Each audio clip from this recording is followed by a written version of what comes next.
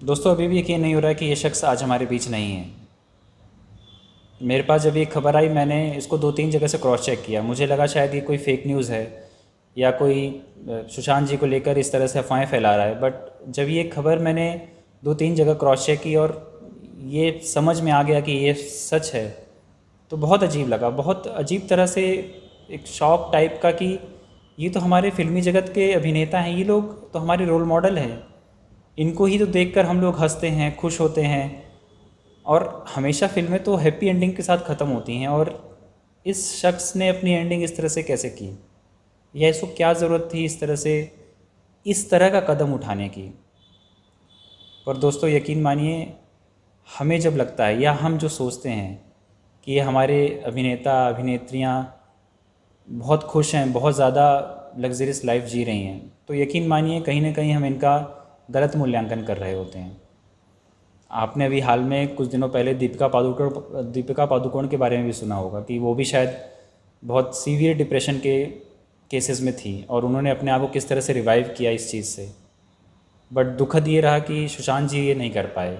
और सिर्फ दीपिका सुशांत नहीं, ऐसे बहुत लोग हैं, ना सिर्फ फिल्मी जगत में। हम जिनको समझते हैं कि ये बहुत ऊंचे पोस्ट पे हैं, बहुत ऊंची जगह पे हैं। मैं आपको वाकया बताता हूँ, 2 साल पहले की शायद घटना है। गाज़ियाबाद के, हमारे शायद बिहार के किसी ज़िले के डीएम थे, गाज़ियाबाद में उन्होंने सुसाइड किया अपने फैमिली प्रेशर में आकर। 29 साल के मुकेश पांडे उनका नाम था। आप यकीन नहीं करेंगे, जिसको सरकार ने पूरा ज़िला संभालने के लिए दिया गया है, जो शायद भविष्य में पूरे देश को संभालेगा एक दिन, वो पारिवारिक कलेश से या पारिवारिक समस्याओं को नहीं संभाल पाया। उसमें जूझ कर उसने अपने देह को अंतिम विदाई दे दी। दोस्तों हमें लगता है ऐसा, ये सिर्फ, और ऐसे बहुत उदाहरण हैं। मैंने खुद ग्रुप कैप्टन, इंडियन एयरफोर्स के ग्रुप कैप्टन को मैंने देखा है। मेरा खुद व्यक्तिगत एक बहुत ख़ास मित्र, वो हमें इसलिए छोड़ के चला गया क्योंकि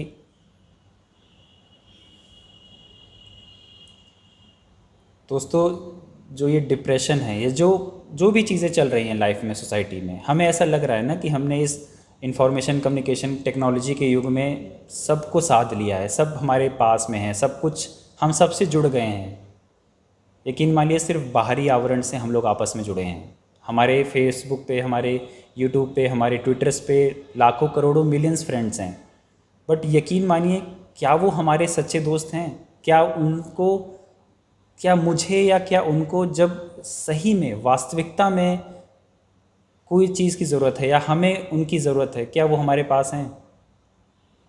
ये सिर्फ एक छद्म दुनिया में हम लोगों ने अपने आप को समेट लिया है, जहाँ पे हमें ऐसा लगता है, या जब हम सोच रहे होते हैं, हमारी मानसिकता में ही चल रहा होता है कि ये सब लोग हमसे जुड़े हुए हैं, ये सब लोग हमसे कनेक्टेड हैं।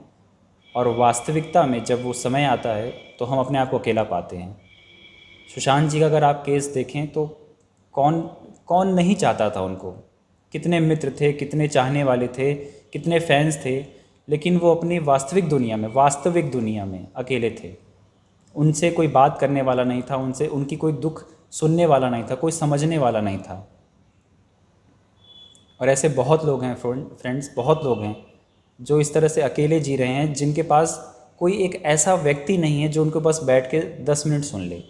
क्योंकि मैं शिक्षा क्षेत्र से जुड़ा हुआ व्यक्ति हूँ, लगभग ज़्यादातर टाइम अपना पढ़ाई लिखाई और विद्यार्थियों के बीच गुजर रहा है, तो मैं ये देख रहा हूँ कि हमने जो अपनी शिक्षा प्रणाली बना रखी है, जिसमें हम लोग कथाकथित उन्हें बहुत बुद्धिमान, बहुत विवेकशील प्राणी बनाने की कोशिश कर रहे हैं, यकीन मानिए ये सब गलत डायरेक्शन में जा रहा है। हम सिर्फ प्रेशर बढ़ा रहे हैं उनका। 3 इडियट फिल्म में आपने ये चीज़ें समझी होंगी, देखा होगा। आमिर खान ने बहुत अच्छा प्रयास किया था इस चीज़ को समझाने का। अगर ये सब चीज़ें सही हैं तो आईआईटी मेंस जीए के लिए जो प्रिपरेशन हो रही है कोटा में, वहाँ से सुसाइडी खबरें क्यों आती हैं? मुखर्जी नगर में या शहर के कहीं और भी बहुत सारे एजुकेशन हब में, वहाँ पे लोग क्यों प्रेशर में आके सुसाइड कर रहे हैं? क्यों हम उनको वो दिशा नहीं दे पा रहे हैं कि जहाँ से वो अपने जीवन को एक बेहतर समाज के लिए, बेहतर एक इंसान बनाने के लिए उनको हम समर्पित देख सकें?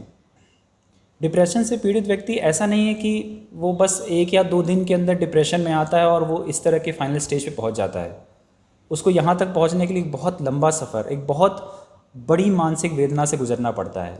और तब जाकर कोई व्यक्ति अपने आप को इस स्टेज पे पहुंचाता है कि वो अब अपने आप को ख़त्म कर देना ही या उसके लिए अपने आप को नष्ट कर देना ही सबसे बेहतर विकल्प बच जाता है। उसके दिमाग में इतना उधेड़-बुन हो चुका होता है कि उसे लगता ही नहीं कि अब जीने का कोई मेरा यथार्थ भी रह चुका है। दोस्तों, ये जो सिस्टम चल रहा है, जो हमने ये सोशल नॉर्म्स बना रखे हैं अपने, जो हमने ये सामाजिक नियम अपने बनाए हैं, उनको फिर से कहीं ना कहीं हमें मूल्यांकन करना पड़ेगा।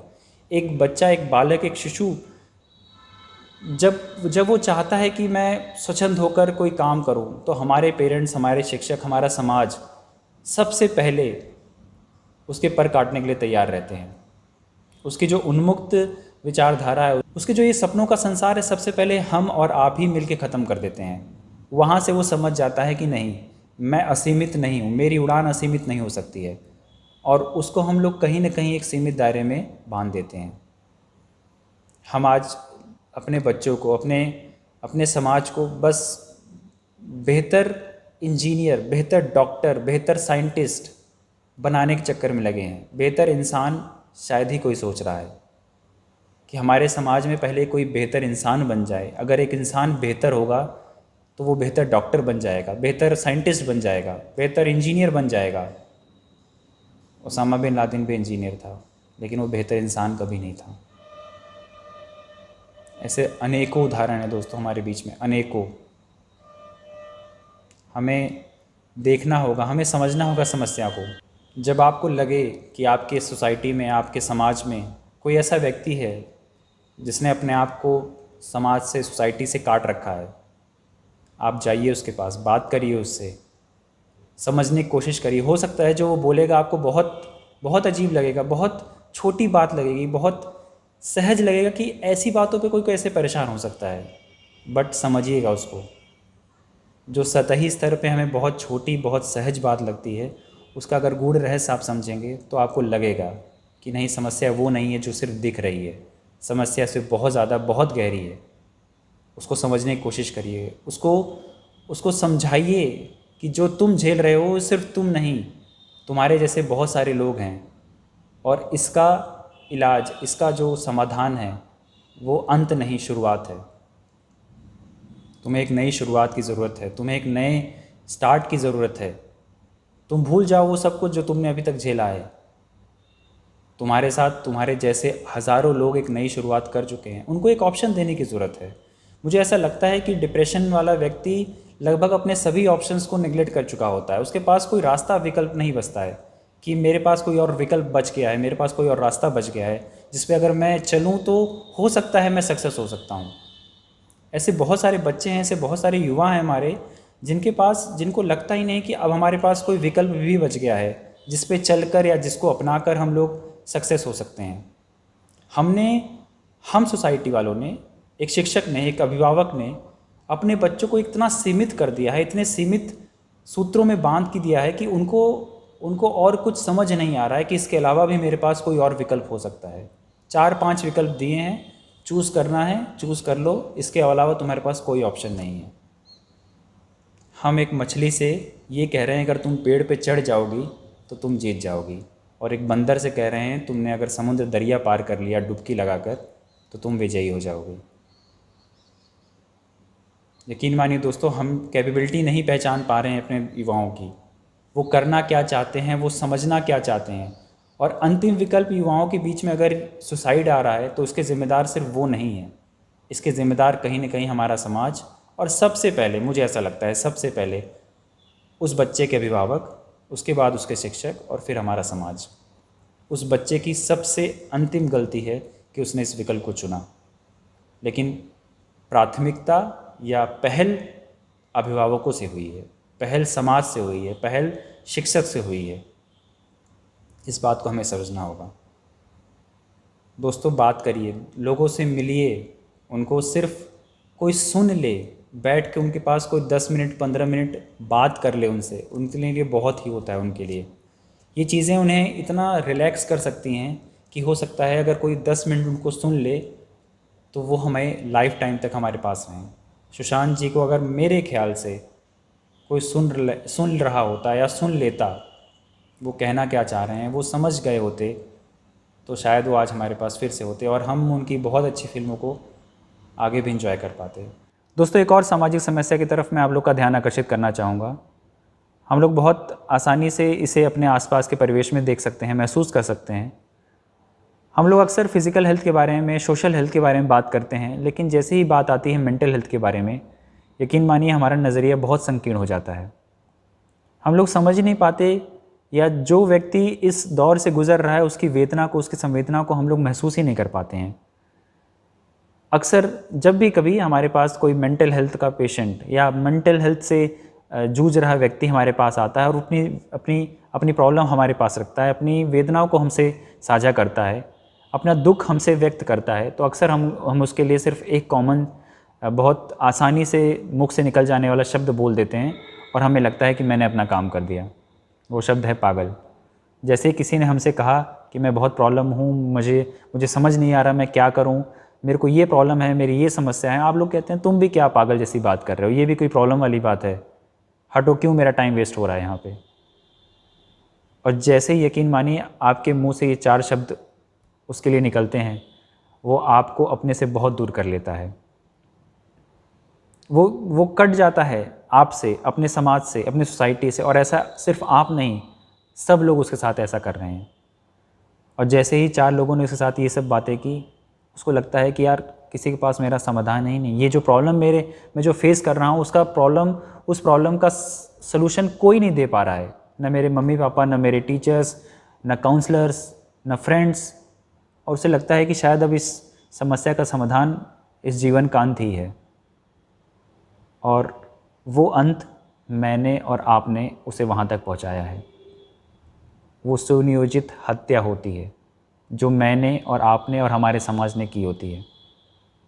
मेरे शब्द थोड़े से हो सकता है कठोर हों, बट यकीन मानिए सच्चाई और वास्तविकता कुछ ऐसी ही है। दोस्तों, हमें समझना होगा, मेंटल हेल्थ को एक नया चैलेंज मानना होगा हमें इस 21वीं सदी में। हमने फ़िज़िकल हेल्थ के बारे में बहुत तरक्की कर ली है। हम अक्सर देखते हैं, हमारा जो नज़रिया है, किसी के शरीर से अगर कहीं खून निकल रहा हो, सर फट गया हो, हाथ में कोई चोट लग गई हो, तो बहुत संवेदना व्यक्त करते हैं, बहुत दया दृष्टि से उसकी तरफ देखते हैं कि बेचारे को चोट लग गई है। लेकिन जैसे ही वो मानसिक रूप से कोई चीज़ या मानसिक आघात पे वाली बात आती है, तो हम लोग इस तरह से रिएक्ट करते हैं जैसे कुछ हुआ ही नहीं हो। वजह से बहुत आम समस्या हो, लेकिन वो ज़्यादा पीड़ादायक है उस शारीरिक चोट से। शारीरिक चोट की कंपैरिजन मानसिक चोट बहुत ज़्यादा बहुत ज़्यादा पीड़ादायक होती है। दोस्तों, हमें थोड़ा सा अधिक जागरूक होना पड़ेगा, थोड़ा सा अधिक संवेदनशील होना पड़ेगा कुछ ऐसे मुद्दों को लेकर। यकीन मानिए सुशांत जी और मुकेश पांडे जैसे हज़ारों लोग आते रहेंगे हमारे समाज में, और हम ऐसे रत्नों को सिर्फ इसलिए खो देंगे कि हमने उनको 10 मिनट सुना नहीं, हम उनको 10 मिनट समझ नहीं पाए। दोस्तों, आज के लिए बस इतना ही। आशा है कुछ ऐसी बातें आप तक मैं पहुंचा पाया हूँगा जिसकी ज़रूरत मैंने इस समय समझी। आपको लगता है कि मेरे इन शब्दों की ज़रूरत किसी और को है, तो आप वहाँ तक मेरी वीडियो पहुँचाइए। शिक्षा क्षेत्र से जुड़ी हुई ऐसी चीज़ों के लिए, समस्याओं के लिए, समाधानों के लिए आप इस चैनल को सब्सक्राइब कर सकते हैं। मिलते हैं एक और वीडियो के साथ, तब तक के लिए अपना बहुत ख्याल रखिए। धन्यवाद। जय हिंद।